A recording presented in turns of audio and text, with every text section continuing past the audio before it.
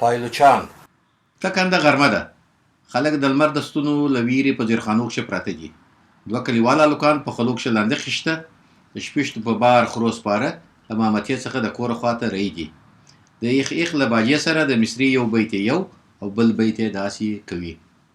احمد اخوندزاده چې یوه ډبره وه د غره نامي چپکدالو دی چې اقرار نه کوي.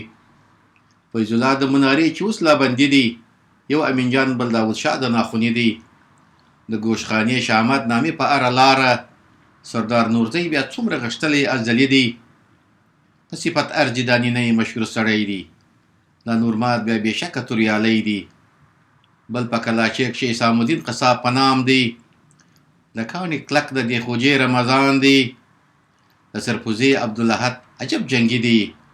عبدالله د پیر پایمال خورا نامي دی. دې نارو زه ډېر لیرې بوتلم، خورا لیرې، او بې اختیاره زما له خولې مو ووتله. احمد اخوندزاده چې یوه ډبره وه د غره نامي چپکلالو دی چې اقرار نه کوي.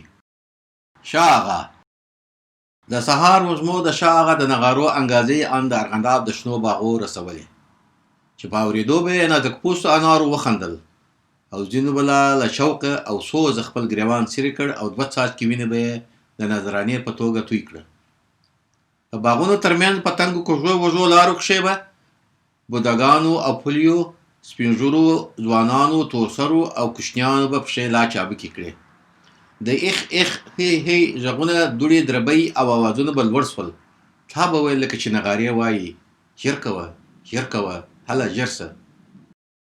چا به سپین سرې بوډۍ پر خره تړلې وه، چا تلتک او نیمڅي پر شا او د چا کوشني غوټه تر ملا، د چا ناروغ پر شا او چا به دروژ لښکره نیولې د زیارت خواته کشوي. د چا پسې به په دوړو ککړو لوڅو پښې کوشنیان رهي وه. په کوشنیانو به د زیارت د شنو ګنبدو په لیدو له خوشحالي چغې ګډې سوې او په ځغاسته ځغاسته کښې به تیت او پرک سوه. خو د خپلو مشرانو په نارو به چې ویل یې هلکو لاسونه سره ورکړي نو سره یو ځای به سوه او لاسونه به یې سره ونیوله. هلته پیر ملنګ کچکول په سر نیولې په یوه پښه څرخېدی. اوږدو غوړو څوڼو یې سترګې ور پټې کړې وې. سپینه اوږده ږیره یې له څرخېدو سره باد تار تار کوله. د ملنګ د خولې نه چې غږ یې ناست و د اللهو اللهو سندره په سختۍ سره راوتله. ان د شاه مقصودي امیل د ډبرو کریچۍ به یې سمه د موسیقي نغمه ورسره غږوله. څلورو خواته یې چاردنو ناستو ځوانانو کړۍ جوړه کړې وه. د اللهو اللهو په ویلو به یې سرونه کښته پورته غورځوله. یو نیم بله له ډېرې جذبې اوږد اوږد وغځېد او له خولې به یې ځګونه راغله.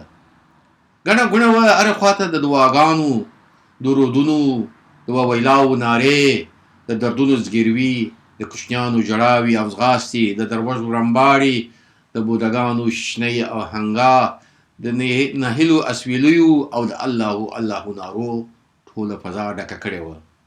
شور ماشور و، څوک ناست وه، چا رنګه ټوکران په شناختو تړله، چا به په پټه خوله او سترګو د دعا لاسونه اسمان ته نیولې وه، څوک پراته وه او خوب یې پوره کوه، څوک د غارو ته ولاړ وه او ځینې نور بیا له زیارت وروسته میلې ته رهي وه. لږ اخوا د زیارت تر شا د غره په پراخه لمن کښې د درختو تر سایې لاندې د اوبو شرشرې ته نږدې سرې جوړجاني غالۍ هوارې وې چې څلورو خواته یې د صوفي چیت کوربچې او بلشتان پراته وه. په منځ کښې د ناوې په شان په مریو سنګار سوی غټ چلم چې میناقده مجبوره وه په بالش ورته ودرېږي ولاړ و چې خدای دې مې غاړې نه بندوي. سرخانې پاو نیم پاو په وار تنباکو نیول. شنه او زرغونه دنبکان پر زړېده او څنګ ته یې په اندار او سنګار سوي د تنباکو جبه پرته وه. د غالیو تر څنګ یو څو تنه ځوانان ناست او ولاړ وه. داسې ایسېده چې چاته سترګې په لار دي. میله وه، هرې خواته ځوانان راټول سوي وه. بانډارونه وه او خپلې خوږې او ترخې سره کولې. کټوې باندې وې، د انارو او انګورو کوارچې هر خواته پرتې وې. ځینو بیا پسونه الویل او کبابول. د چای تورې چاجوشي او سماوارونه د غور له زوره ایښېدل. ملک عطاالله چې چارخول یې له لرې ښکارېده له خپلو نوکرانو سره لاره څارله. د کوم یو په لیدو لږ وارخطا سو او پر خپلو نوکرانو یې غږ وکړ: هلکو هغه دې راغله. نوکرانو ژر خپلې لنګوټې سمې کړې، لاس په نامه ارکلي ته ودرېدل. یو ځوان چې له اوږده ترخیزي کمیس څخه د پښې بجلکې ښې لیدل کېدې د اوږدې صدرۍ له پړچېدلي جیب څخه یې د نسوار کډو له لرې ښکارېده. خنجر یې یوې خواته او سیلاوه یې بلې خواته له کمیسه لاندې تر ملا ځړېده. په یو لاس یې د کمیس لمن د عادت له مخې بروړلې نیولې وه او بل لاس یې لکه ښه روزل سوی اوالدار په زوره کښته پورته غورځوله. د تورې لنګوټې شمله یې تر بجلک ورسېدله او خپله هم د شملې خواته کوږ کوږ دی. تا به ویل ګواکې د شملې وزن یې سر دې خواته کوږ کړی دی او یا غواړي وګوري چې شمله یې څنګه پر مځکه کشېږي. په داسې حال چې چهارشمو چڼې یې په پښو وې خامکي په ټور پسې سکېده راورسېد. د سلام او روغبړ وروسته لکه د تل په شان په دوو ګوتو کښېناست. په داسې حال چې خپله اوږده لمن یې په زنګونونو راکښله د سترګو له کنجو یې ناست مېلمانه یو ور بیا تر نظر تېر کړه. د دې نري ښایسته او غنم رنګه ځوان په لیدو سره چې غټو سرو سترګو او ګڼو برېتو یې څېرې ته خاص هیبت او جذب ورکړی وو، د نوکرانو ترمنځ پوښتنې او ګنګوسې پیدا سوې. ملک ورو هغو ته وویل ودرېږئ لکه چې هغه پېژنم. ناجوګان بانک ته د قومانداني لخوا د اجیرو د ناجوګانو د ساتنې دنده ورکړل شوې وه، مګر د ځوانانو مازدیګري بانډارونه هلته کېده. نو ځکه غني خان نایب الحکومه دې غوښتي وو. غني خان نایب الحکومه د مشرانو او نورو لوړ رتبه مامورینو سره ناست وو. بانک کوش چې په یو لاس کښې له عادت له مخې د کمیس لمن ګونجې ګونجې نیولې وه، بل لاس یې لکه اولدار شوروي په لکش د مجلس کوټې ته ننوت. دې خوا اخوا یې وکتله او یو تن ته چې دروازې ته نږدې ناست و وپوښتل دا نایب صاحب بیا کوم یو دی؟ هغه نایب الحکومه ته ګوته ونیوله.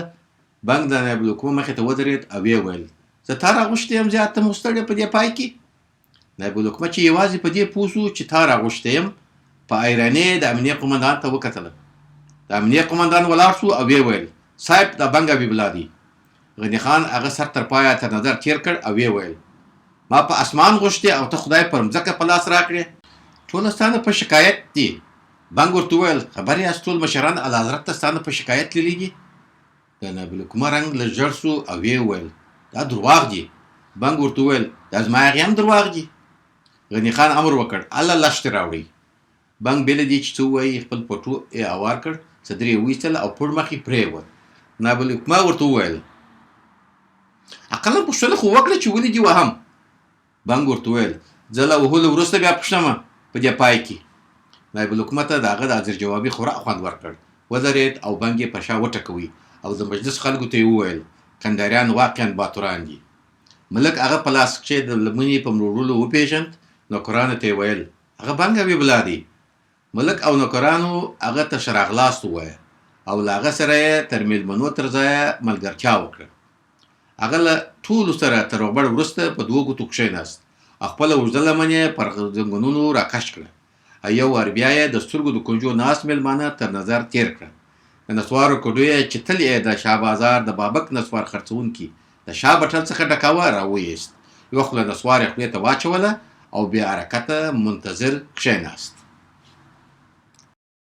دویمه برخه له لرې یو بل نامي راښکاره سو چې په قد میانه او چرشانه و. د تورو اوږدو کالو په سر یې د رکاوټ صدرۍ اغوستې وه. چراشمو چڼې یې په پښو، پټو پر اوږه، غټې لنګوټې یې لکه صاحبان پر مخ سایه کړې وه. پر آس سپور د دوو پاپیانو سره راورسېد چې د کرک کڅوړ یې په لاس او خردوم یې تر مړه تړلي وو. د ملک یو نوکر ویل دا زه پېژنم.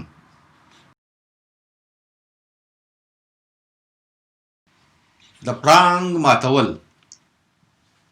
کپل کتل غټه لنګوټه چې پر لمر سوځلي مخ یې سایه اچولې وه پر سر، خردوم تر ملا، پر آس سپور او دوه پاپیان یې د آس پسې ځغستله. د مور لګولو لپاره د کوماني خواته رهي وو.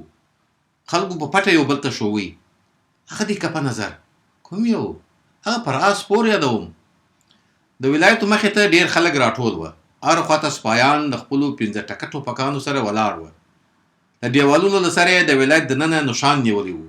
پر بامو هم سپایان پراته او د ټوپک میلونه یې د ولایت خواته نیولي وه. کپه له ځانه سره وویل بیا څه خبره ده؟ د کپه پر نږدې کېدو خلک سره لیرې سوله او لاره یې ورکړه. یو سپایي د کپه خواته ورغی، هغه ته یې عسکري سلام وکړي او په ادب یې ورته وویل صاحب قومندان صاحب دې غواړي. کپه په بریتو کښې وخندله، له آسه تاسو د آس کزه یې سپایي ته ورکړه او د قومندان خواته چې د ډیرو نورو صاحب منصبانو او درو تورستانو په منځ کې په چرک کې ولاړ وو ورغی. تورستانو په منځ کې یو ښځه هم وه.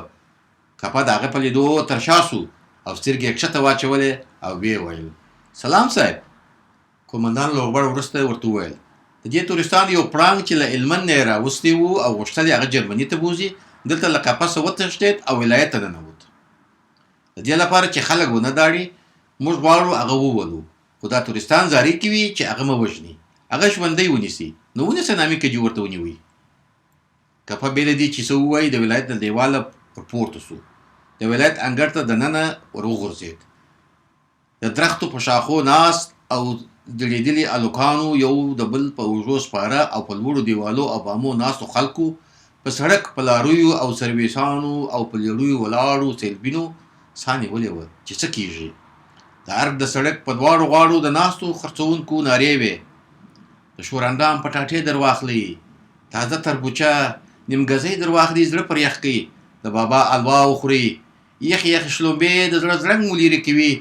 تور بانجان غږونه کرار کرار لجېدل.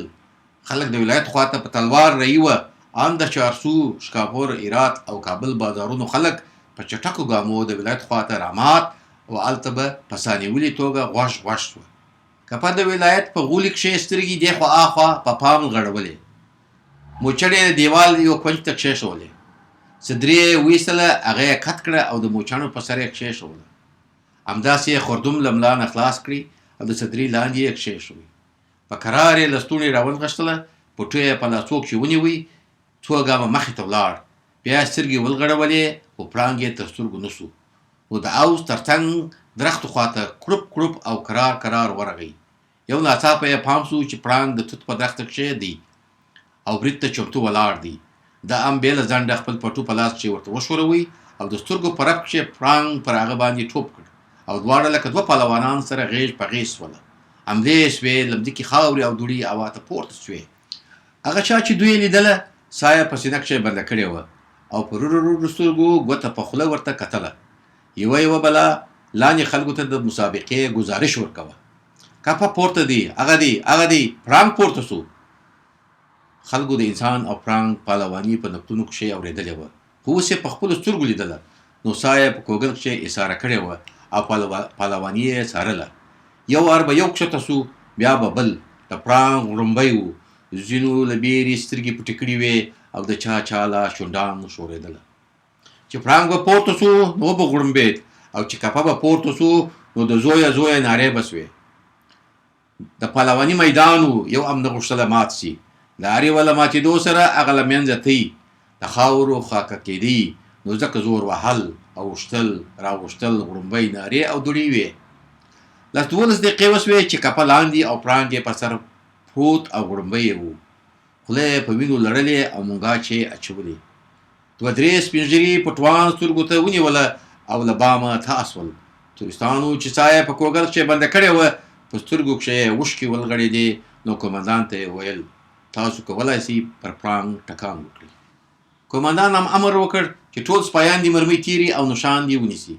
سپایانو هم مرمۍ ټوپکو ته ورتېرې کړې او له هرې خوا یې نښان ونیوی، خو پهلوانانو شټینګ سره نیولې وه.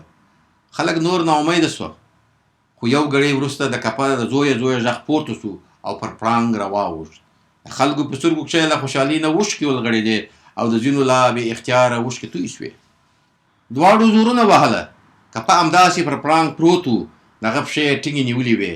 کرار کرار د پړانګ غړومبۍ او زور وهل سست او ارام سول. پړانګ اوږد اوږد وغځېد.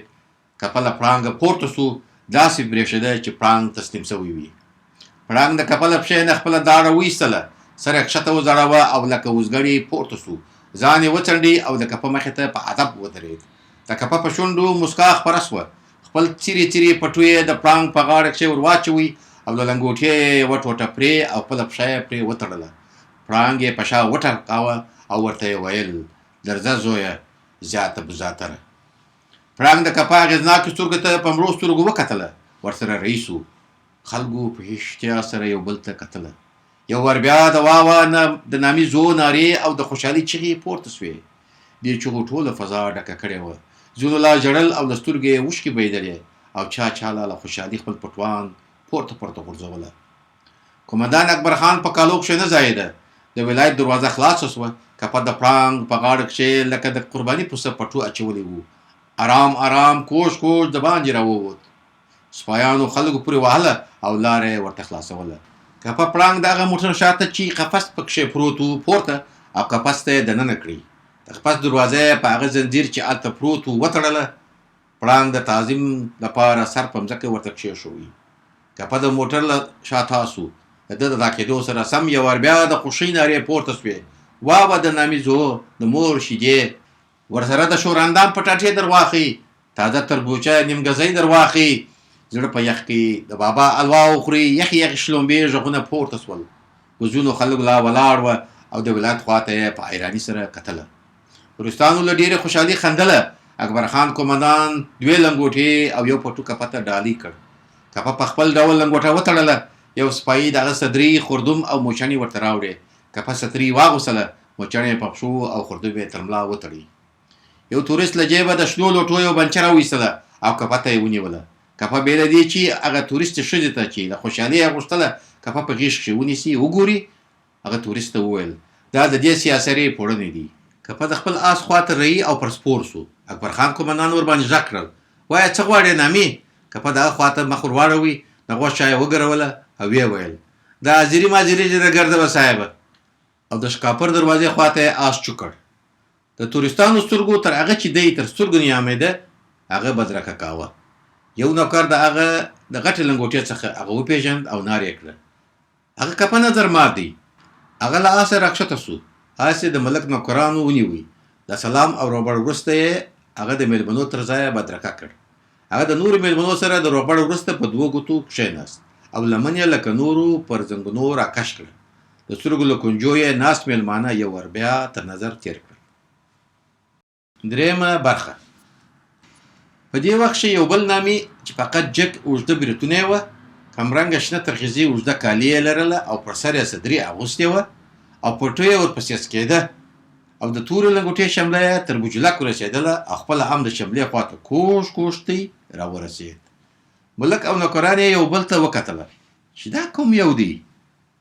یو نوکر ویل د ده تګ ماته اشنا دی.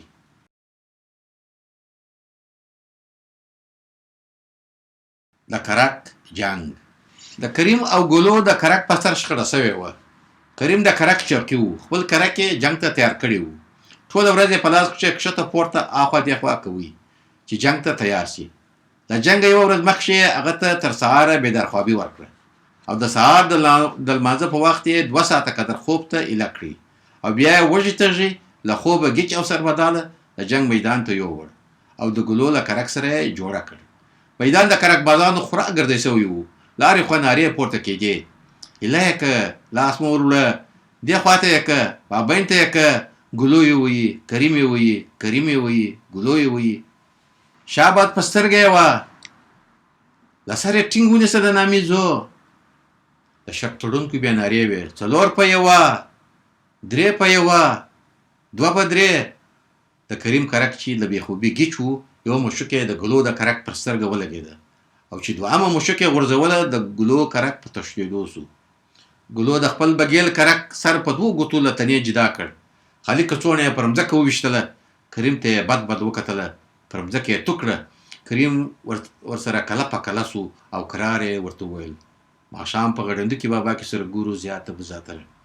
کریم ورته وویل، سمه ده زیاته بزاتره.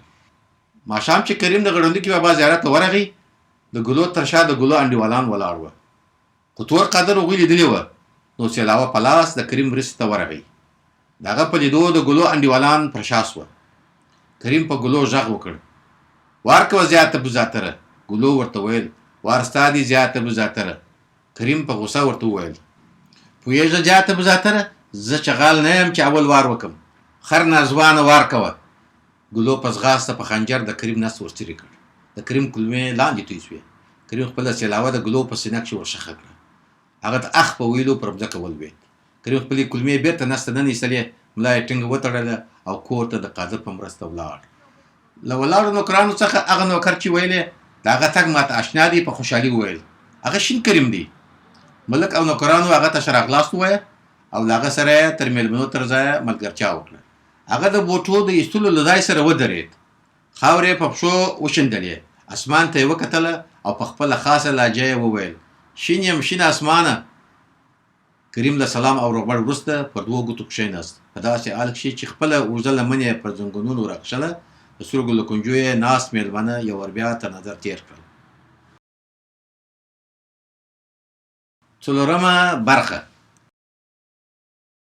یو بل لمي چې ګوټ ګوټ کېده او د ډېرو ټپونو له کبله خلاصتۍ راورسېد.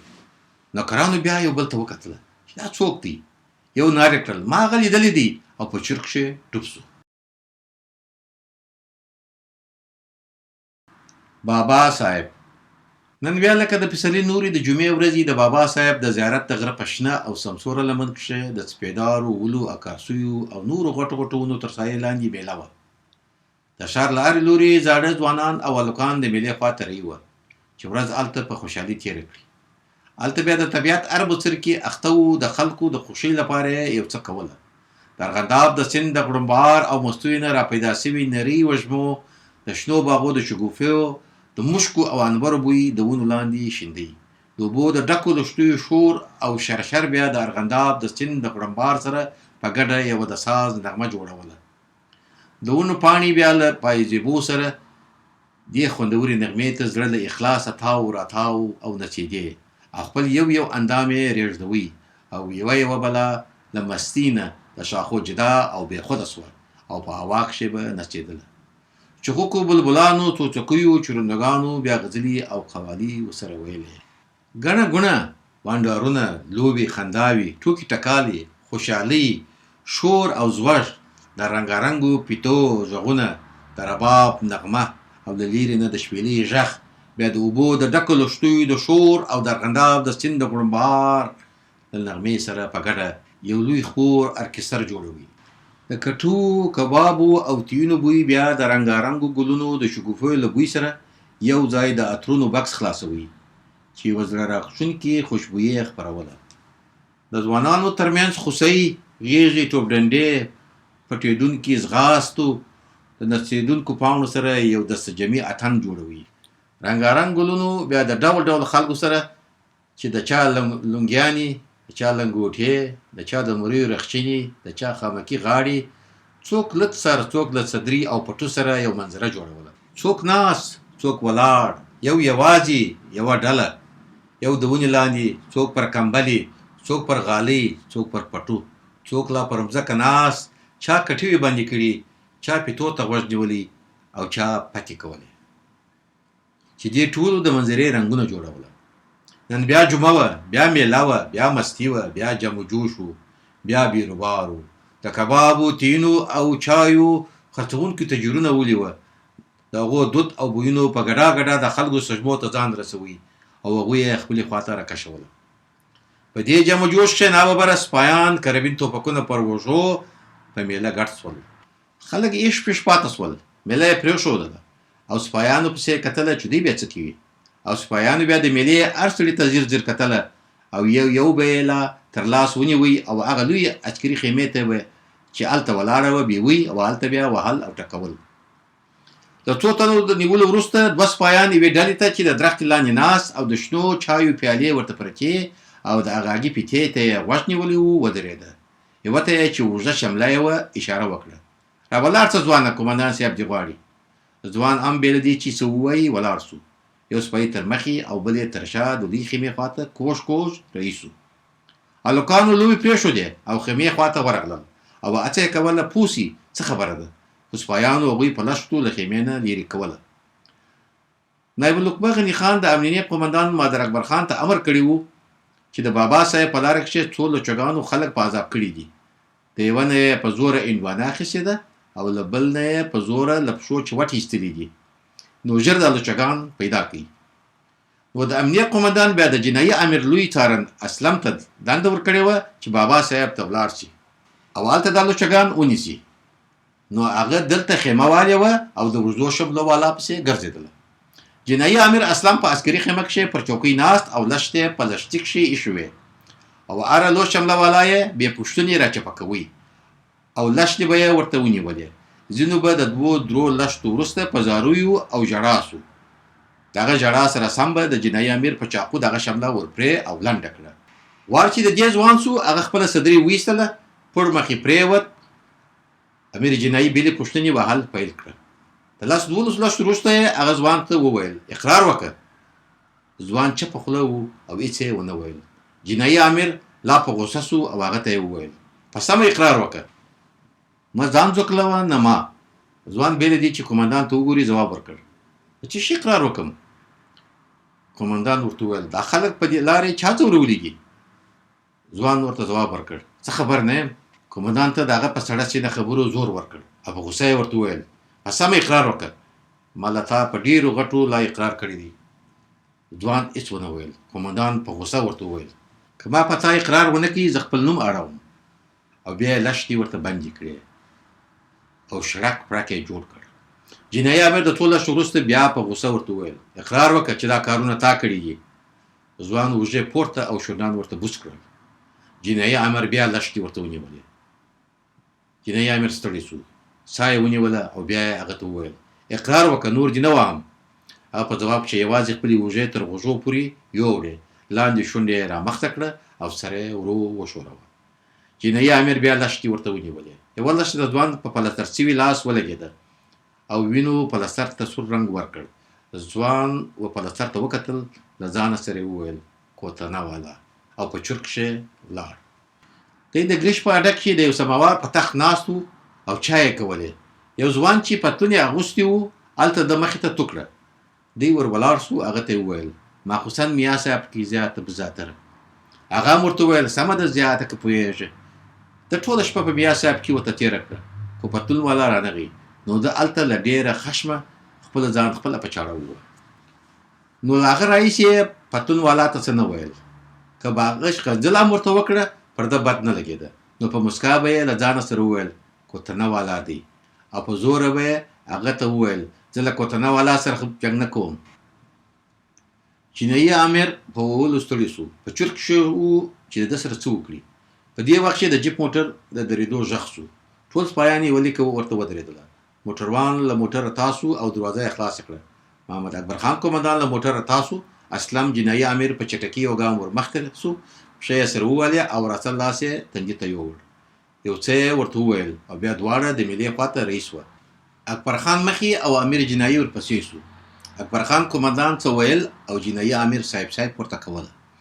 محمد اکبر خان قومندان دوري ووري وګرځېد او بیا د خیمې خواته ولاړ او په خیمه ننوت.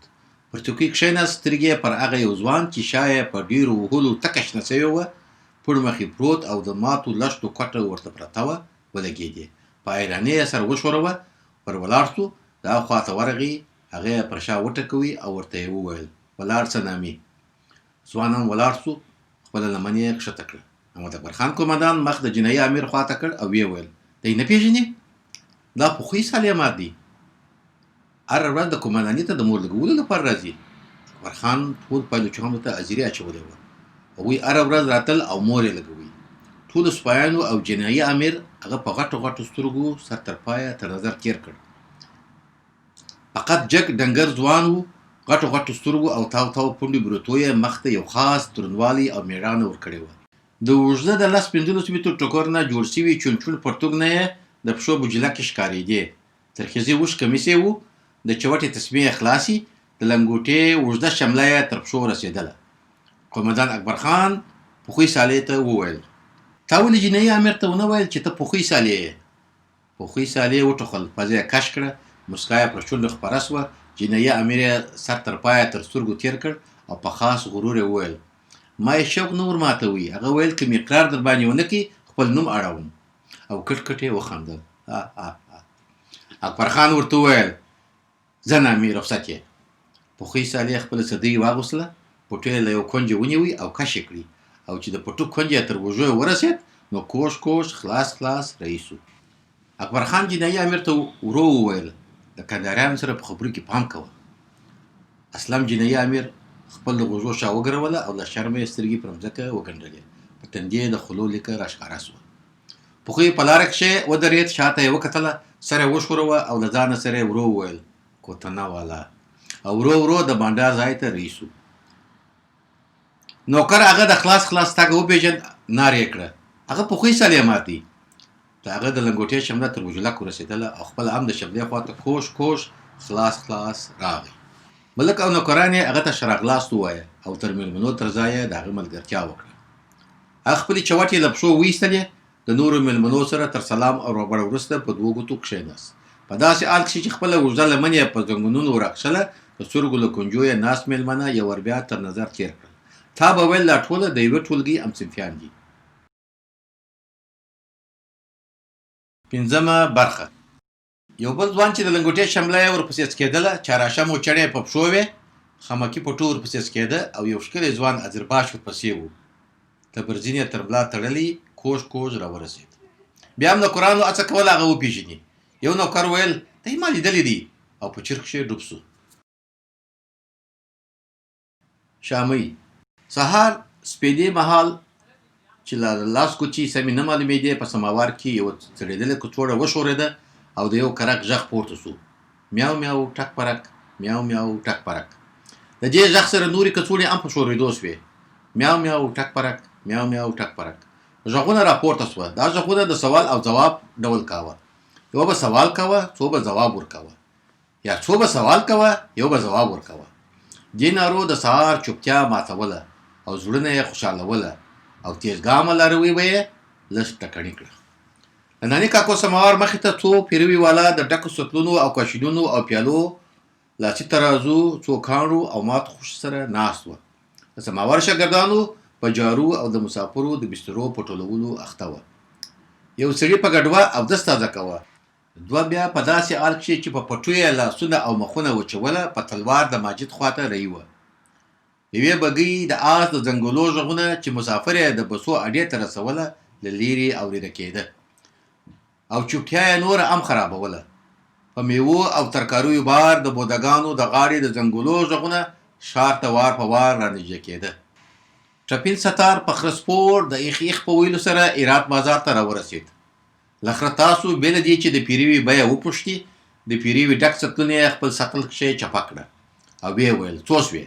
پیروي والا په ګوتو شمېرل پیل کړه. 200 300. ټپین ستار بې له دې چې د هغه خبرو ته ماتله شي، د هغه په لمن کښې ښه ډېرې پیسې ور واچولې.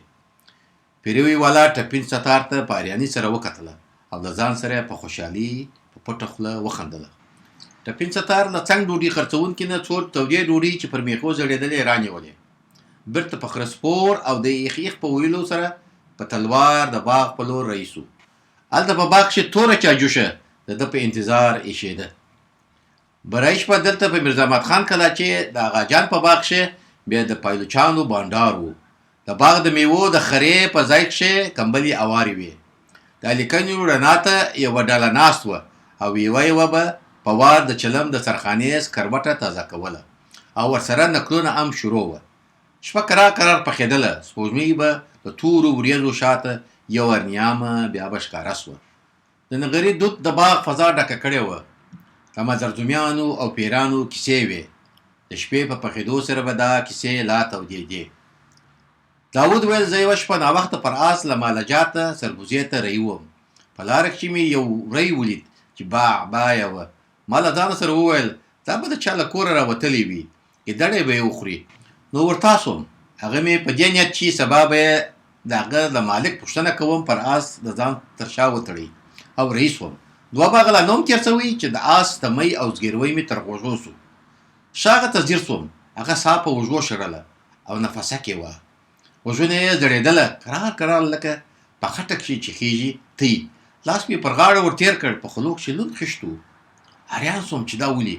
خو د کوم شي د کشېدو غږ زما دا حیراني نوره هم زیاته کړه.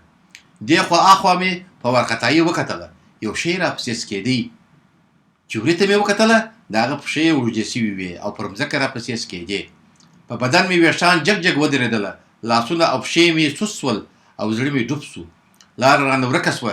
نو سترګې مې پټې کړې. بسم الله مې کړه. په دواړه لاسو مې هغه له آسه لاندې وغورځوئ. آس وششنېد. د مخ پښې یې پورته او ټوپ یې کړه او په ځغاسته سو. ما سترګې خلاصې کړې. کلمه مې وویل. بیا مې تر شا نه دي کتلي. خوشحاله سوم. خو د نوشیجان له ویالې لا لږ نه و تېر سوی چې د باغ له یو موري نه بیا د یو وري باعبا سوه. آس ودرېد او شاته یې زورونه واله.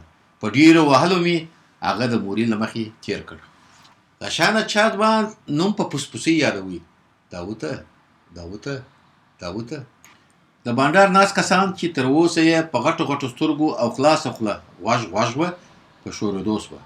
د یوه بله د بادرېزه میوو پر البېدو د مخ بڼه والوتله. اټکه به یې وخوړله. ورو به یې له سترګو له کنجو بغلو او شاته وکتله او د پښو د ستړیا په پلمه به لږ نور رامخته سوه.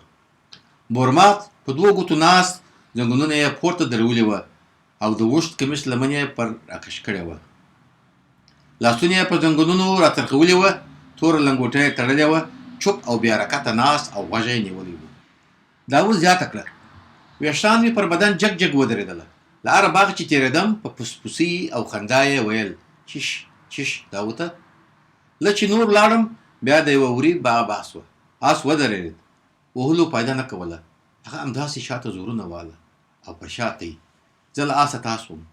په پټو مې د هغه سترګې او غوږونه وتړله. د کیسې مې ونیوی او د موري له مخې مې تېر کړي او په چټکه ګامو له باغونه ووتم. دا سترګې مې ورخلاصې کړې. پر سپور سوم او هغه هم په ځغاسته سو. بوچ کریم وویل هغه بله جمعه شپه په بانډار کې شور سلیم مخ انډیوالانو ته کوي او ویې ویل هر چا که همدا اوس چې نیمه شپه وه ولاړې او میختویله یې د مومن خان په قبر ټک واله. زه سبا دې ټولو انډیوالانو ته تر مړېدو پورې د اجاحت د پالوګې میله ورکوم. ژړ ولي ولاړ سو او ویل یې زه ځم زیاته بزاتره. بیا یې د باغ له منځه یوه میختویله راویستله. پټو یې کش او له باغه ووت. د مومن خان غونډۍ نږدې وه، خو ژړ ولي بیا له شپې رانغی. سهار مو 2 تنه واستول چې ورسي آل معلوم کړي. هغو ولیدله چې ژړ ولي میختویله پر خپل لمن ټکوالی وه او د ولاړېدو په وخت کښې زاره چاودلې وه او مړ پروت و. چوک بصیر، فک زمري او چټک سیدو په خندا سول او له خندا یې ځانونه مړه کړه. محمد یې غو ته وکتل او یې ویل ډېر مه خاندئ، که رښتیا نامیان یاست بیا راځئ یو شرط وتړو. بیا یې د رانجو کڅوړه او سلۍ پر کمبله واچوله او ویې ویل کار یې وه د غره په شامۍ کې د ټولو مړو سترګې تورې کړې هغه نامې دي. یو کړي چوپتیا سوه او ټوله په سوچونو کښې ډوب سوه. چا مځکې ته کتله، چا په ګوتو لوبې کولې، چا لا خپل څټ ګروي. محمد یې زیاته کړه او نو زور غواړي زیاته. د مړو سترګو تورول د ښامار زړه غواړي. هر چا که دا کار وکړي زه هغه ته خپله خور ورکوم او که یې ونه کړي خپله خور به راکوي. هېچا څه ونه ویل. سرونه ځړېدل او سترګې په مځکې ګنډل سوي وې. مشکل کار و او دروند شرط. د ورځې چا جرات نه سوی کولی شامۍ ته یوازې ننوځي. دا خو لا نیمه شپه وه. چا سر نه خلاصوه او سرونه کښته ځړېده. محمد بیا دا پیشنهاد تکرار کړي هر چا که دا کار وکړي زه هغه ته خپله خور ورکوم او که یې ونه کړي خپله خور به راکوي. او زیاته یې کړه لکه چې کوم نامي نسته. برمات سر راپورته کړي او محمد ته ویل ولې کندهاریان بې نامیانو دي زویه زیاته بزاتره. زه ځم راکه د مور سلیږي. دا ځای ولاړ سو، خپل پټو یې وڅنډي. هغه یې د یوې څونډې ونیوی او کش یې کړي او چې د پټو څنډه یې تر اوږو ورسېدله نو کوږ یو بغله رئیسو. محمد یې خپل ورور ستار ته سترګه ټینګه کړه او هغه هم د هغه په ډاډ ولاړ سو. بورما د باغونو په تنګو او کوږو وږو کوڅو کښې د شامۍ خواته رئیسو. د لنډو لارو پسې ګرځېده. د باغو له مورویو نه لکه مار وتی، له نخرو نه لکه غرڅه غورځېدی، د کوچنیو ویالو نه غورځېدی او له یوه نه بل باغ ته لکه تارو الوتي. سپوږمۍ د وریځو شاته پټه وه. نری باد چلېدی. له کنډوالو نه د بومانو اوازونه په باغو کښې ازانګې کولې او د چنګوښو قرقر نارې اورېدې کېدې. له غټې هدیرې نه د تېرېدو په مهال یې د ګیژکو نارې اورېدې. د ده په لیدو به سنجابونه له یوه شاخه بل ته په کیخ سره ټوپونه کړله. هغسې د رهي و. دې خوا اخوا یې نه کتله او هله ځان یې د شامۍ خولې ته ورسوي. ساه یې ونیوله. یوه پټه لاندې ورتاسو. کرار یې د شامۍ کوچنۍ دروازه پورې واله. د دروازې د خلاصېدو د زګروي غږ او غونجا پورته سوله. څا چې ویل مړي خبروي. بورما د صدرۍ له جیبه د اورلګیت کوتۍ راویستله. یوه خاشه یې ولګوله. د هغه په رڼا کښې یې دې خوا اخوا وکتله. بله خاشه یې ولګوله. کښېناست. پر مځکه یې لاس وټپوي. یو شی په لاس ورغی، بله خاشه یې ولګوله او شیطان څراغ یې ولګاوه. هغه یې په لاس کښې ونیوی او د زیرخانې و اخر ته ولاړی. هلته یې د یوې مړي څنګ ته ګونډې ووهلې. هلته ډېر بد تیز او توند بوی و. د زیرخانې د زیم، د مړو د کاپرو او مړو مږو بوی انسان خفه کاوه. مورمات پزه په شمله وتړله. یو مړي یې خپلې خواته کش کړي. د هغه مړي کفن یې خلاص کړي، سترګې یې ورکش او په سلایې یې ورټولې کړې. دا کفن یې بېرته وتړي او یو اړخ ته یې پرېیست. بیا دوهم ته کښېناست، همداسې درېیم او څلورم ته. په دې وخت کښې اووم مړي وښورېدي. سر یې راپورته کړي او په زګیروي یې بورمات ته وویل: ژر کوه زما سترګې راتورې کړه. بورمات بې له دې چې مخ ور واړوي او هغه ته وګوري، هغه یې یو ټینګه چپلاخه ووهه او ورته یې وویل: وده چې وار دې راسي. هغه مړی هم ټوپ کړه او له شامو یې ووت. د هغه په غورځېدو سره شیطان چراغ هم مړ سو. هغه بیا خاشه ولګوله او شیطان چراغ یې ولګاوه او د نورو مړو سترګې یې په وار سره ورتورې کړې. شیطان چراغ یې پوه کړ او د شامو یې نه راووت. د شاموی دروازه یې وتړله. بېرته د باغو په خوا رهي سو او چې باغ ته ورسېدی، محمد یې د خپل خور تار او ستن مخې ته ورته کښېښوله. بورمات ورته وویل: ستا خور په دین او دنیا زما خور ده، پر ځای یې موږ ته د نن سهار د پیروي میله راکړه. نو هغه و چې محمد یې خپل ورور ستار ته اشاره وکړه او هغه چې د مخ یوه خوا یې سره وه او پر مخ یې لاس نیولی و، د پیروي پسې له باغه ووت. هغه نوکر نارې کړه: هغه بورمات دی. د هغه چې د لنګوټې ولونه یې په غاړه کې پراته وه او د لنګوټې شمله یې ورپسې څکېدله. د اوږدو کالو یې بوچلکې معلومېدې چې وټې په پښو، سیلاوه یې تر صدري لاندې تر ملا ځړېدله. په ټور پسې پر مځکه سکېده. کوږ کوږ راورسېد. ملک او نوکران یې هغه ته ښه راغلاست ووایه. هغه یې د مېلمنو تر ځایه بدرګه کړ. هغه خپلې چوټې وایستلې. تر سلام او روغبړ وروسته په دوو ګوتو کښېناست. خپله اوږده لمن یې پر زنګونونو کش کړه. د سترګو له کونجو یې ناست مېلمانه تر نظر تېر کړل. شپږمه برخه. د لیرې یو بل نامي چې میانه قد یې و، اوږده شنه کالي یې اغوستې وه، د تورې لنګوټې شمله یې ورپسې سکېدله، چراچم او چڼې یې په پښو وې، کرک یې د پټو لاندې په لاس کښې نیولی و. کوږ کوږ راغی. د ملک او نوکرانو پام ور واوښت. د یو بل یې وپوښتله: دا کوم یو دی؟ ټولو سرونه د نه په ډول وښوروله. یو نوکر ناببره غږ کړه: ما هغه لیدلی دی. ته وده چې نوم یې په یاد کړم. درونه خط. احمد اخونزاده د کور خواته رهي و. په جاده کښې د ملجات او شکاپر بازار د ځوانانو ترمنځ درونه خط لوبه روانه وه. په دې شرط چې هر چا یوړه بایللې ډلې به پر چوچو غاړه تر چارسو پورې وړي. لوبه ډېره توده او ضدي سوې وه. دواړو خواوو پټوان تاو کړي وه. چا له په پټو کښې ډبرې اچولې وې او یو نیم له زنجیران په لاس کښې نیولي وه.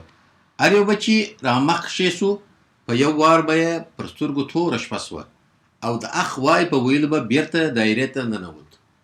هېڅ یو مخې ته نه سوای ورتلای. ټول اق پق او حیران پاته وه چې څه وکړي. په دې وخت کښې د یوه سترګې پر احمد اخونزاده ولګېدې. ورغی او هغه یې په زاریو میدان ته راوست. چې هغه میدان ته ورګډ سو، یوه پښه یې پر خط کښېښوله او په بله پښه یې د عریفانو پښې تعقیبولې. د زنجیرانو او پټوانو وارونه یو د بل پسې کېدله، خو احمد اخونزاده شور هم نه خوړی. تا به ویل دا وارونه پر ده نه، د پړوړو پر جوال موښتلي. پر عریفانو له ډېرې وارخطایي خولې راماتې وې. یو ځوان چې زنجیر یې په لاس کې و او پر ځان ډاډه و، لږ ورنږدې سو. سوچ یې کاوه په یو وار به یې تر شا کړي. لږ مخې ته ورغی. احمد اخونزاده چې هغه تر سترګو لاندې نیولی و، په یوه ټوپ سره یې پښه ور ورسوله او میدان یې وګاټه. شور ماشور جوړ سو. هلکانو له ډېرې خوشحالي خپل پټوان پورته پورته غورځوله. وړونکې ډلې د عریفانو په چوچو غاړو کښېناستله. له جادې څخه د شاه بازار خواته رهي سول. دوی تر مخه او سیلبینان، هلکان او خلک ورپسې وه. ټوله لاره دوی بنده کړې وه. یو تن چې د عریف پر چوچو غاړه سپور و، د خپل عریف سترګې پټې کړي او بل به د لاس ګوتې ورته ونیولې او وبه یې پوښتله: هر غونچکې بر غونچکې، یو تار دوې غونچکې، سلا په سلا اور بګو چند. هغه به له ځانه ځواب ورکړ: سې. یو وار به ټولو په یو غږ نارې کړه: بګو چار. د هر غونچکې لکه کورس په نارو او شور سره تکرارېدې. د خرګې شریفې مخې ته د تېرېدو په وخت کښې احمد اخونزاده مخ و خرګې شریفې خواته کړ او هغه ته یو خاص عسکري سلام وکړ. سلام دې درته باداره. هغه نوکر نارې کړې دا د پیر صاحب زوی احمد اخندزاده دی. ملک او نوکران یې هغه ته ښه راغلاست ووایه او هغه یې تر مېلمنو تر ځایه بدرګه کړ. هغه خپلې چوټې وایستلې، د مېلمنو سره تر سلام او روغبړ وروسته لکه نور په 2 ګوتو کښېناست، لمن یې په پښو راکش کړه او ټوله مېلمانه یې یو ور بیا تر نظر تېر کړه. اوومه برخه. د لرې یو بل ځوان چې اوږده برېتونه یې وه، اوږده خام شنه خامکي کالي یې اغوستې وه او خامکي په ټور پسې سکېده، د لنګۍ شمله یې تر بجولک ورسېدله، خلاصې تسبې چوټې یې په پښو وې او سترګې یې تاو لره کوږ کوږ رارهي وو. یو نوکر وویل ما هغه لیدلی دی، وده زه یې په یاد کړم. چپک لالو. سوځنده ګرمي وه، د انګورو د پخېدو اوږدې او تودې ورځې وې.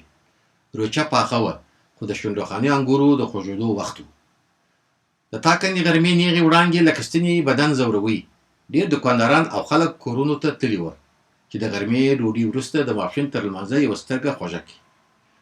نو له چارسو څخه د شاه بازار، کابل بازار، هرات بازار او شکاپور بازار سړکونه خالي معلومېده او څه ناڅه چوپه چوپتیا وه. یوازې له یو سماوار څخه د زړېدلو کڅوړو څخه د کرکانو نارې اورېدل کېدې. میاو میاو ټک پرک، میاو میاو ټک پرک. د سماوار په تختونو به یوازې 1-2 ناست په شنو چایو به یې بانډار سره کوي او له یو سماوار به د غاګي غزلې اورېدل کېدې. د کورو مخې ته په یخو پوښلو سوپو کې همزولو ځوانانو بازي، ټوکې، بیجلې او مردکې کولې. د غو د ساتري او خندا غږونه هم له سړکه څه ناڅه اورېدل کېده. د سړکو د دواړو غاړو د خټینو کوچنیو دوکانو په سر رنګه او پینایي سایوانونه ځړېدل چې د ځینو لاندې به یې د کرکانو کڅوړې هم ځړېدې. یوه بله د سړک د ویالې مردارې اوبه د سړک پر تبۍ په دې ایله چې هوا سړک کې پاشلې. سړک خالي معلومېده، خو بیا هم بازار و.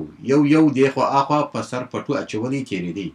ځای د سړک د غاړو درختو تر سایې لاندې بې آسه ګاډي او لرې ولاړې وې. یو ځوان د انګورو په غوچه کې د تاک لاندې په 2 ګوتو ناست فقیري بوټی دودوي.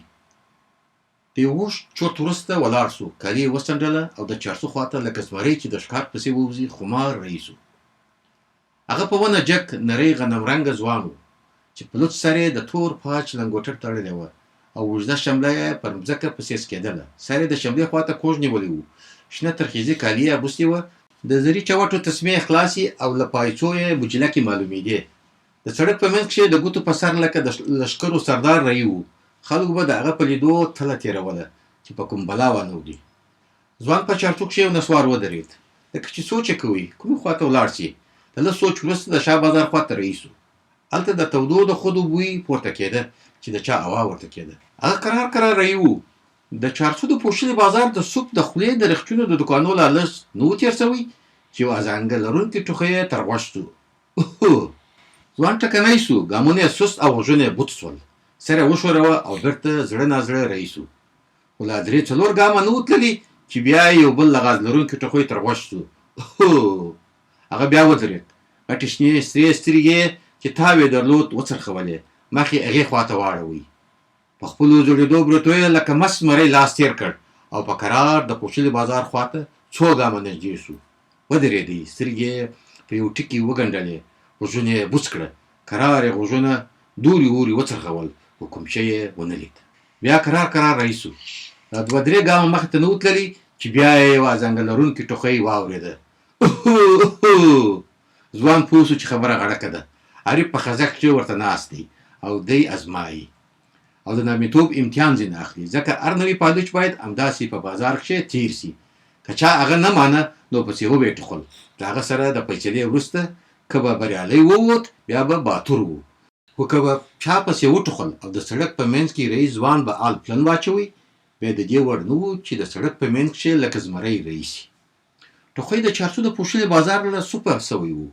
نو هغه د پوښلي بازار خواته وکتل، هغې خواته کوږ سو او د سوپ خواته کوږ رهي سو. هلته 2 ځوانان ناست وه. د ده په لیدو یې رنګونه تک سره لکه ګلاب واوښتل. د هغو له ډلې یو ځوان ودرېد، یوه ژوره ساه یې وایستله. داسې معلومېدی چې نبض یې په زوره غورځېدی او هغه ته یې په خورا بې خوندي وکتل. یو د ناستو ځوانانو له خولې بې اختیاره ووتل، پایلوچ چپک لالو. د نامیانو په قانون کښې د چا پسې ټوخل تن په تن جنګ ته بلنه وه. نو په دې کار به د پت د خوندي کولو لپاره جنګ پر لازمېدي، ځکه د چا پسې ټوخېدل د هغه د نامیتوب د نه منلو معنا لرله. نو دا ځوان چې چپکلالو نومېدي هغه ته ورنږدې او کله په کله سو. د هغه په غوږ کښې ورو وویل: د ماخوستن د لمانځه وروسته په فرنګي اجره کې سره ګورو، زیاته بزاتره. هغه بل ځوان چې ټوخلې وه په جواب کښې ورته وویل: سمه ده زیاته. بیا دواړه د دود په اساس لکه جنګي وزګړي سرونه سره وجنګول او هر یو په خپله خوا رئیسو. ولاړ سوي ځوان ته نورو یارانو وویل: کښېنه لطیفه، اوس چې جنګ وګولوئ. چپکلالو خپله لاره ونیوله. په شونډه یې د نري مسکا یوه څپه خپره سوه. د ماخوستن د لمانځه وروسته چې د 14مې سپوږمۍ شپه وه، هر څه ښه لیده کېده. په فرنګي هدیره کې دوه ځوانان لکه کلنګي چرګان مخامخ سره ولاړ وه. د لطیف 15 ټکه چاقو او د چپکلالو د بوزې تیز کړي ښکر چې د سرو زرو لاستي وو په لاس کښې وو. چوپه خوله ولاړ وه. هر یوه غوښتل هغه بل خبرې پیل کړي. چپکلالو په غوسه په خپل خاصه لهجه نري غږ ورته وویل: ولې دې وټوخل نامرده زیاته بزاتره؟ لطیف ورته وویل: ما چې ویل نامي به نه یې زیاته د مور ده. راځه وار کوه زیاته بزاتره. چپکلالو ورته وویل: یا وار ستا دي نه نه زیاته بزاتره. لطیف ورته په قهر وویل: نو ځان ټینګوه زویه زیاته د مور. راغلي ځوان د هغه مخې ته ودرېد، سر یې پورته کړي او سرې سترګې یې لا نورې هم سرې سوې. هغه ته یې داسې وکتل تا چې ویل غواړي هغه یې وګوله کړي. سترګې یې له خروښه ورپولې او تندی یې لکه یو من اچار چې اچولي وي تریو کړي. چپه چپه یې ورته وکتل او سر یې وښوراوه. دواړه په داسې حال کښې چې پټوان او صدري یې ایستلي خپلې وسلې یې پورته نیولې وې په ځغاسته د یو بل تر اړخه تېر شول. بیا یې د یو بل ته مخامخ سنګر ونیوی. چپک پر نارې کړل: ځان ټینګوه زویه زیاته بزاتره. بیا وسلې په لاس کښې پورته نیولې په ځغاسته کښې د یو بل تر څنګ تېر شول. تر هغه یې دا ځغاستې وې چې دواړه پر مځکه ولوېدل. د چپکلالو لاس او اوږه ډېره ټپي سوې وه او د لطیف اوږه او روند ټپي سوی وو، خو په دې دومره وارو د یوه له خولې نه اخ ونه وتی. چپکلالو ډېر خوشحاله سو چې هغه هم یو نامي دی. دا خواته یې ځان وسکوي. خپل پټو څخه یې یوه رشکۍ پرې کړه. د لطیف اوږه یې په هغه ټینګه وتړله او بیا یې خپل لاس په بلې رشکۍ په یو لاس خوله او غاښو وتړی.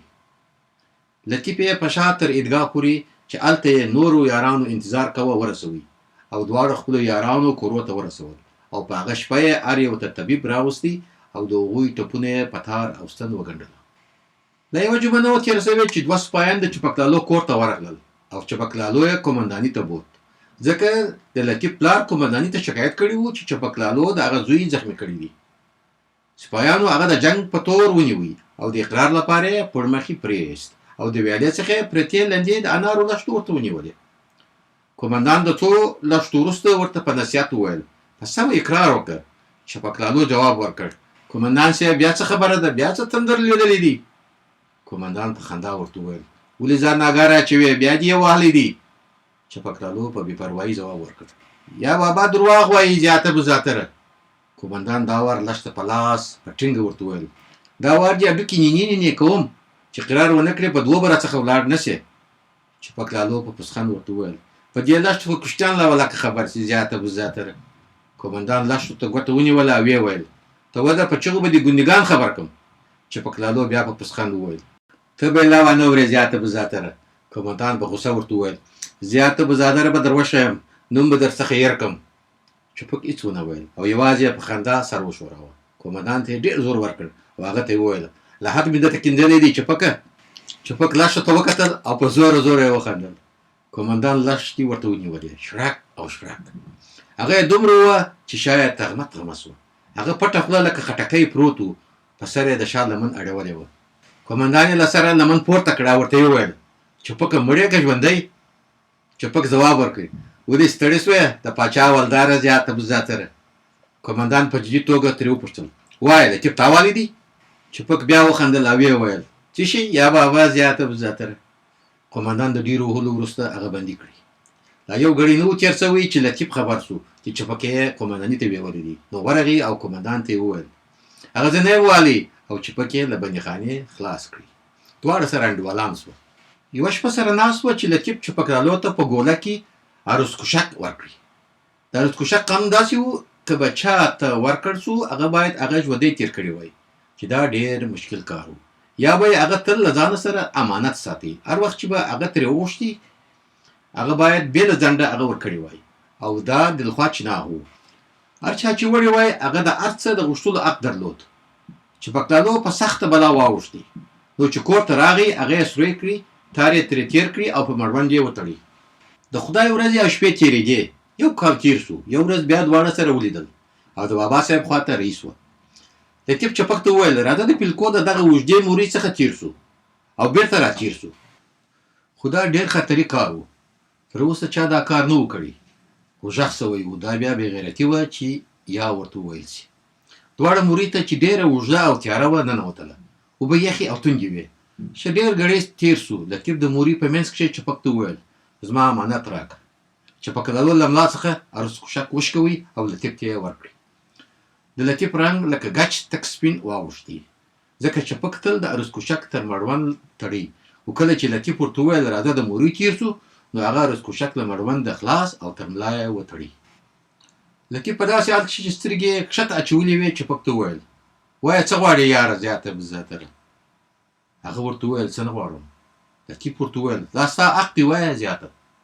چپک لالو ورته وویل نوره پایلوچي پرېږده. د لطیف په سترګو کې اوښکې ډنډ سوې. بې له دې چې څه ووایي په پټه خوله رهي سو. بیا چې هغه په کندهار کښې ونه لید.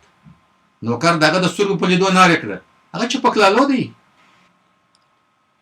د هغه چې د لنګوټې ولونه په غاړه کښې پراته وه د لنګوټې شمله یې ورپسې سکېدله کوږ کوږ راورسېد. ملک او نوکران یې هغه ته ښه راغلاست ووایه. هغه یې تر مېلمنو تر ځایه بدرګه کړ. هغه خپلې چوټې ویسته د مېلمنو سره تر سلام او روغبړ وروسته کښېناست او لمن یې په پښو راکش کړه او ټوله مېلمانه یې ور بیا تر نظر تېر کړه. اتمه برخه. یو بل نامې چې له اوږد تور ترخیزي کمیس څخه یې د پښې بجلکې معلومېدې. د تورې لنګوټې شمله یې تر بجلکو رسېدله او خامکي په ټور پسې سکېده. یو هلک هم ورپسې و لکه نورو کوږ کوږ راورسېد.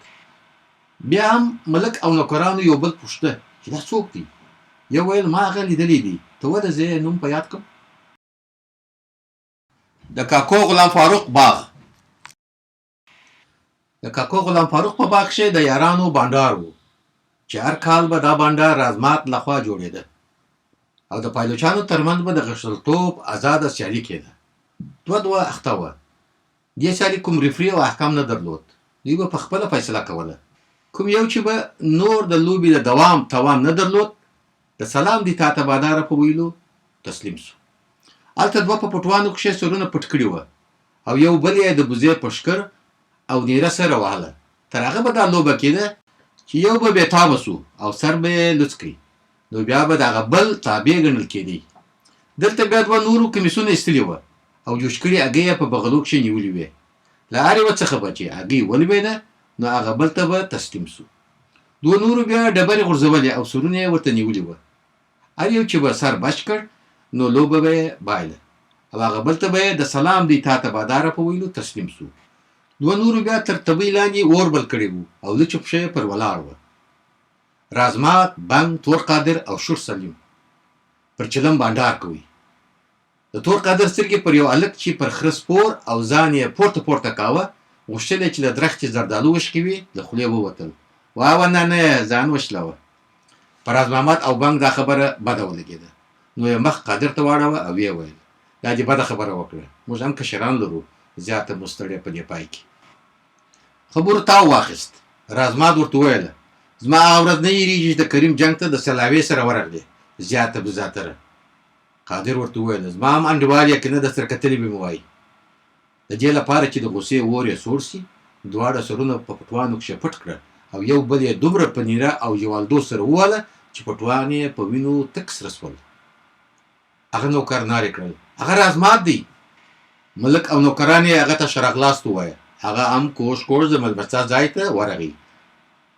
سلام او روغبړ وروسته لکه نور دی هم په دوه ګوتو کښېناست او لمن یې په پښو راکش کړه او ناست خلک یې تر سترګو د کنجو تر نظر تېر کړه.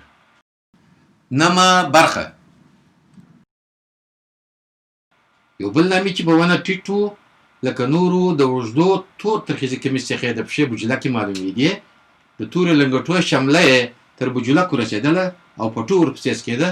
خنجر یې تر ملا تړلی و. یو هلک هم ورپسې و. کوږ کوږ راورسېد. بیا هم یو نوکر وویل ما هغه لیدلی دی. ته ولې زه یې نوم په یاد کړم. د کرک پاس.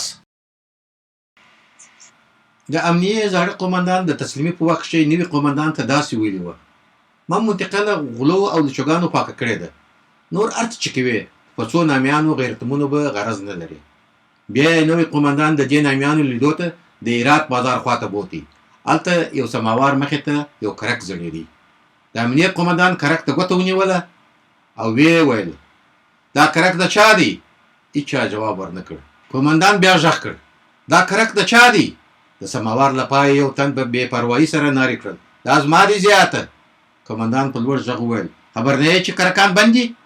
هغه وویل صاحب زه یې پاس لرم زیاته. څنګه یې پاس لرې؟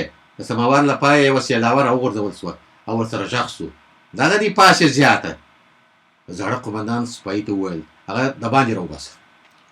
قومندان هغه ته ورنږدې سو او ورو یې ورته وویله خبر یې چې حکومت چک بند کړي دي؟ هغه ورته وویل خبر یم زیاته بزاتره. قومندان وپوښتل نو ولې چرڅ کوې؟ هغه ورته وویل کله صاحب دا فقیري بوټي دي زیاته بزاتره.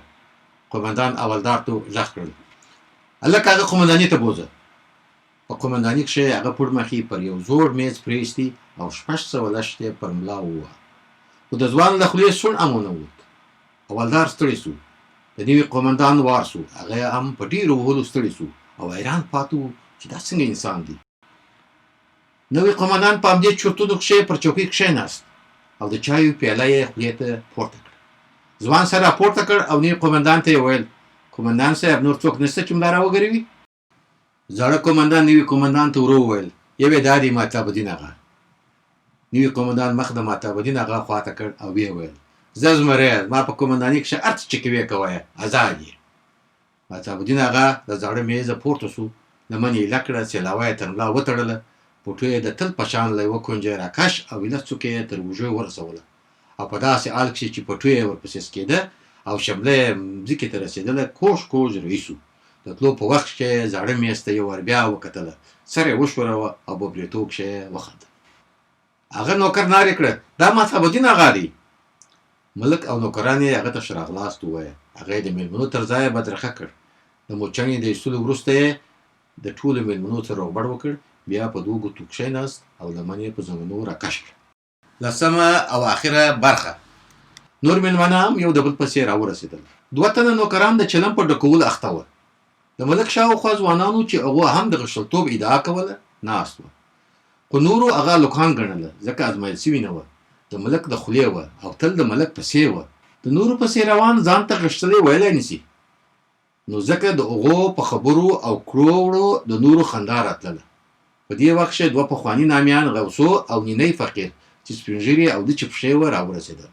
غوثو د یخي کلنګ د نیني پیشقبضه د لمن لاندې تر ملا تړلې وه. د مجلس یارانو چې تر اوسه چاته درېدلې نه وه د دغه 2 غښتلو نامیانو د هرکلي لپاره ودرېدل. دوی سپین ږیرو سیدانو او علماو ته زیات احترام درلود. دا د زمریانو په شان غښتلي نامیان چې په 1000 لښتو او 100 چړو به یې له خولې اخ نه وته او نه یې تر ځان بل باتور لیده نن یو ځای راټول سوي وه. هر یو یې د اوسپنې یو کلا، د ډبرو یو غر، د ځنګله یو زمری، د میړانې یو پهلوان او د غیرت بې تاجه پاچا و. نن د مرد او نامرد، د ټینګو او سستو، د نامیانو او بګیلانو، د زمریانو او چغالانو ترمنځ د سیالي او امتحان میدان و. نو ځکه ټول چوپ وه او د سترګو د کنجو یې میدان او یاران څارل. د مېلې ډېرو ځوانانو دا باتوران پېژندله، نو هره شېبه یې په سانیولي توګه د یوې پېښې انتظار کاوه. دادو چې ځان یې نامي باله او د ملک زوی و، ملک غوښت هغه په نورو نامیانو وپېژني. نو د ډک سوي چلم ته د سکروټې د راوړلو لپاره له ځایه پورته سو. ناستو کسانو دې تر سترګو لاندې څاري چې دی بیا څه کوي. دادو هم لکه د نور کوږ کوږ له اوږدې شملې سره د اور خواته ورغی. هلته یې د اتشکیر پر ځای په ګوتو سکروټ راواخیستله. د نامیانو مجلسو مستي ځینې کېده، وینه یې په جوش راغلې وه. په داسې حال کښې چې سکروټه یې په لاس کښې لکه بوجیلې چې ښکیلي ښوروله او له غروره یې خندله.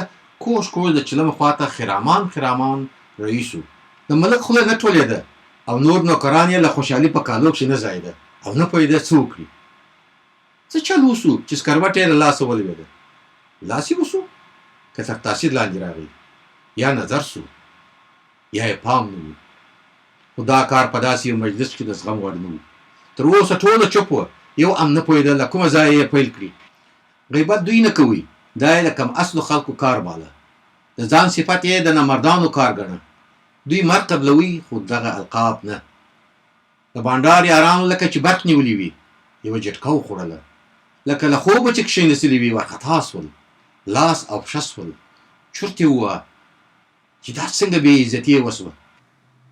دا دوله په ځان پوه سوی نه و چې ملک یې د خاورو خاکه کړی و. نو په چټکۍ د لوېدلې سکروټې خواته کوږ سو. خو افسوس د نامیانو میدان یو وار لري، نه لکه د نننۍ لوبې. بل چانس یې نه لره. کټو په یو وار ماتېده او ماته سوه. که په نظر چې لوېدلې سکروټې ته نږدې ناست و، هغه یې په چپلاخ ووهه. وار یې در مخه کړ. لوېدلې سکروټې یې په خپلو شونډانو پورته کړه او پر خپله پښه یې کښېښول. د ملک غړي وتښتېدل، پر تندي یې د خولو سیلاب رامات سو او لکه هغه پهلوان چې د عریب په یوه لنګته یې شا مځکې ته رسېدلي وي مات سوی و. ځکه د زمریانو په مجلس کښې چغالانو ته ځای ورکول د زمریانو سپکاوی و. د غښتلتوب نوم ته دوکه وه، نامیانو ته ښکنځل وه چې دا بیا د تحمل وړ نه وه. د کباب بوی د ناستو خلکو سږمې وتخنولې. خو که په نظر مات او غوثو په خبرو اخته وه. له پښې د کباب بوی پورته کېده او جز جز څاڅکي څاڅکي یوه یوه اوښکه ترې څڅېده. څوک دي چې سکروټه د نظر مات له پښې لرې کړي او څوک دا جرأت لري چې ورته ووایي. تر سکروټې لاندې یوه تڼاکه پیدا سوه. د تڼاکې سترګه کرار کرار لویېده. تا به ویل غواړي دا ټول نامیان یو ځای وګوري. خو د لیدو تاب یې رانه وړو او وچوله. سکروټه یې لرې وغورځول. د شاوخوا څخه د مېلې د خلکو او نیمچه ځوانانو چې په درختو کښې ناست او له لرې یې د دوی ننداره کوله بې اختیاره نارې پورته سولې. واه د مور شیدې، واه نامي. دا نارې ټولو واورېدې او خوند یې ورکړ. ملک یې خولې راماتې کړې. د احمد اخندزاده تنده په دې کار هم ماته نه سوه. ولاړ سو، له جیب څخه یې د نسوارو کډو راوایست. یوه خوله نسوار یې خولې ته واچوله.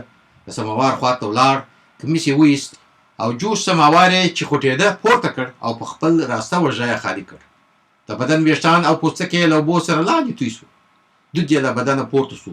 بېرته یې کمیس واغوست، نسوار یې تو کړه او بې له دې چې څه ووایي پر خپل ځای کښېناست.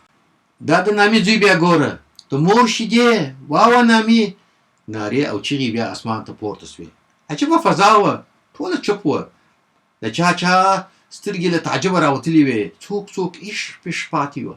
چا لا ګوتې په خولې کښې نیولې وې. د چا زړونه په یخ سول، د چا بیا زړونه وچول. لکه چې د بنګ تنده په دې هم ماته نه سوه او زړه یې یخ نه سو. د دادو چغال چې چم یې د زمري کاوه، خو خر بې غیرته و. ځان یې پایلوچ باله، د پایلوچانو نوم ته یو داغ و. په لیدو یې زړه نور هم جوش وکړ. ولاړ سو، ټول حیران ول چې دی بیا څه کوي. بنګ ولاړ سو، خپل اوږد کمیس یې وایست. د تاړ سوي د یو تان پرتوګ یې چې له پرتوګاش پر ځای واګې ورچولې وې او سربیره یې په نازک زنځیر هم تړلی و معلوم سو. په ټول بدن کښې یې جوړ ځای نه لیدل کېده. د نس د پرهار کوکونه یې چې لا تازه وه لیدل کېدل.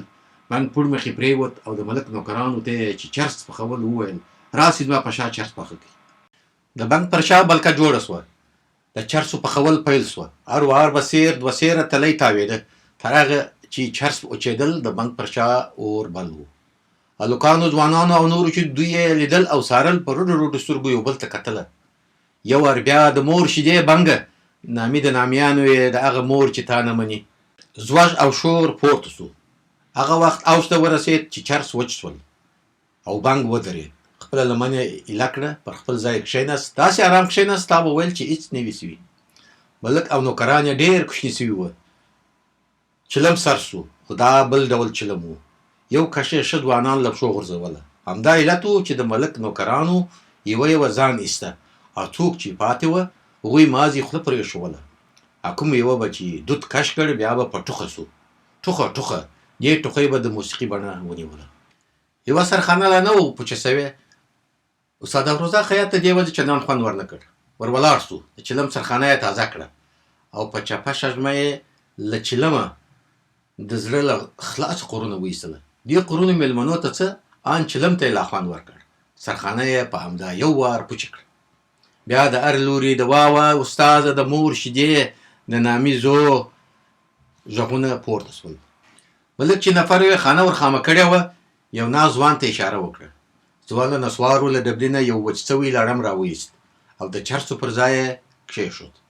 بنګ چې تر اوسه دوې سرخانې په یوازې سر پوچې کړي وې، دې کار چندان خوند ور نه کړ. بد پرې ولګېد.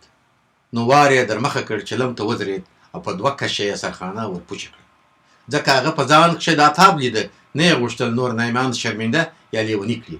هوا او فضا بل ډول سوې وه. هره خواته دوه درې پراته وه، ټوخه ټوخه ټوخه ټوخه. په دې وخت کښې څو ډزې وسوې. ټولو هغه خواته وکتله. د ملک توپنچه په لاس کښې وه او یو وږ وږ غځېدلی و. په دې وخت کښې د رابلل سوي سندرغاړي اواز پورته سو: غښتلي خلک په ارچا باندې ډېر ګران دي، دا ټوله بېشکه په خپل آل کښې شته زمریان دي. په صفت ارزي د اریو ځوان ته نامې دي. په صفت ارزي ملا احمد اخونزاده دی، بل غښتلي په نامه د جک اخونزاده دی. د عمرو قید ملا رحمت اخونزاده دی، تر اوسه پورې لنډو ورک په فراري دی. په صفت ارزي د اریو ځوان ته نامې دي. حاجي لطیف اکا لري نام و نشانه، ټینګ اولدار اکا بیخي دی په خپل ځانه. په صفت ارزي شاپسند د نیش دی خانه، سردار نورزی څومره غښتلی ازلي دی. په صفت ارزي حبیب الله ماما خورا نامې دي. په صفت ارزي په پاشمول کښې مدد خان دی، دادما دی هم داسې غښتلی په خپل ځان دی. بل د برجې عبدالصمد کاکو نیک نام دی، باقي خان ماته رامعلوم د سنځري دی. په صفت ارزي د اریو ځوان ته نامې دي.